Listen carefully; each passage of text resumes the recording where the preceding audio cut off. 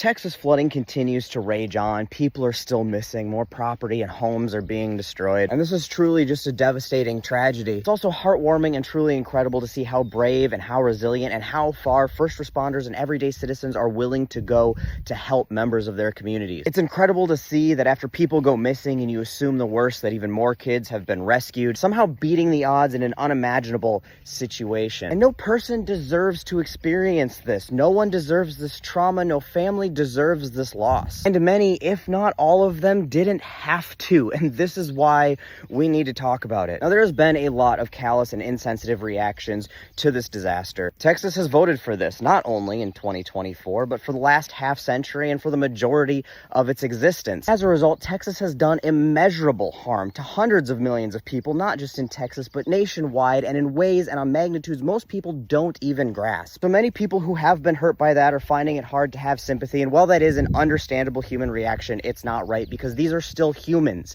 in Texas who are suffering. These humans do deserve our compassion through this hard time. But the flip side of this is that every single time something like this happens, people are like, oh, we shouldn't be making this political. We need to let the families grieve. We need to come together. This isn't the time to talk about that. And the fuck it's not. Some of the lives that have been lost and some of the traumatic experiences of those who survived were and are preventable. Not just in this particular situation, but in every single disaster dating back decades. The reality is that bad policy kills, and we are seeing it right now. Now, you can argue that the storm still would have happened regardless of who was in office or what we'd funded, and that may be true. May not be, depending on how far we go back, because Texas has been on the forefront of climate denial for decades. And you could maybe argue that even if Trump hadn't made massive funding and staffing cuts to the National Weather Service and NOAA and FEMA, outcome of this particular situation could have still been the same, and that might be true. We don't know, but you know what we do know? We know that there is more that we could have done that we didn't. We know that departments that exist exclusively to save lives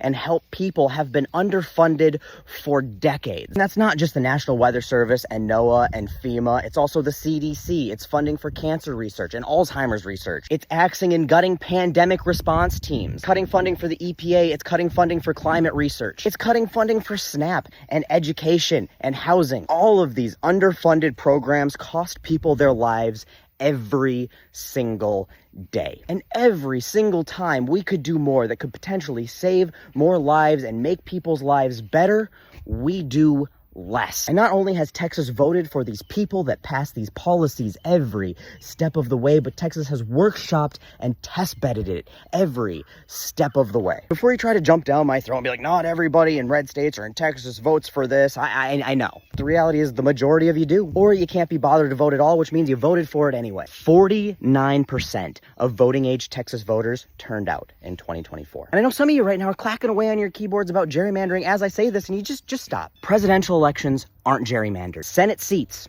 are not gerrymandered. Governor's races, attorney general's races, not gerrymandered. This is sadly what Texas and a lot of other states, and really what our country has decided we want through either apathy or intentional voting. Ted Cruz got reelected again in 2024 by popular vote and fucking apathy. Apathy that is costing people their lives in the state of Texas right now, as it has many times before. Apathy that costs people their lives nationwide and worldwide, because Texas can decide elections. Texas is a big enough state with 40 electoral votes to swing almost every single election. And I'm saying this not because I'm telling you that you're getting what you voted for. I'm saying this now because people need to understand that the visceral, emotional, traumatic experience that they are experiencing right now is valid, but it is a consequence of actions that need to change. Look, when a 737 crashes because of Boeing's cost-cutting negligence and incompetence, we're like, we need to just wait and let these families grieve before we look into Boeing's malfeasance. So we look into why it happened, if more could have been done to prevent it, and we seek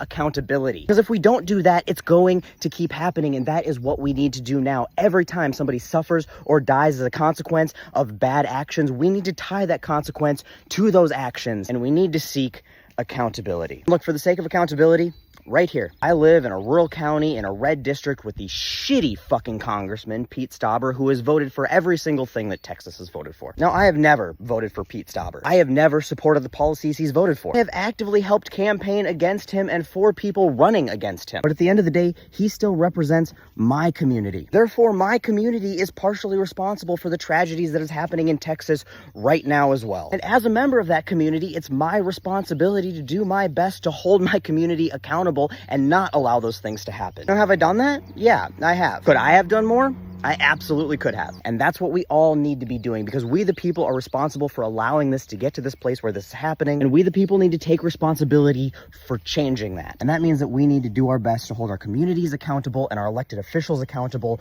so this stops happening. And no one should have had this happen to them, no matter how they voted or where they live. These people deserve compassion and empathy. But also remember that accountability is part of compassion and empathy. And when we point out that these are the consequences of our actions, this is the find out for the fuck around and the apathy that we all have been doing, that Texas especially has done for decades. That is being said, at least from me, with compassion and empathy, because I don't want to ever see this happen again. And if people aren't uncomfortable enough with their roles in this to make change, it will never stop happening. I hope that everybody sends love, compassion, and support to the human beings who are suffering right now. And I hope that Texas as a state and all of us as a country use the pain and the suffering of this traumatic event as a catalyst to make the changes we need to make sure that things like this never happen again. Solidarity, guys.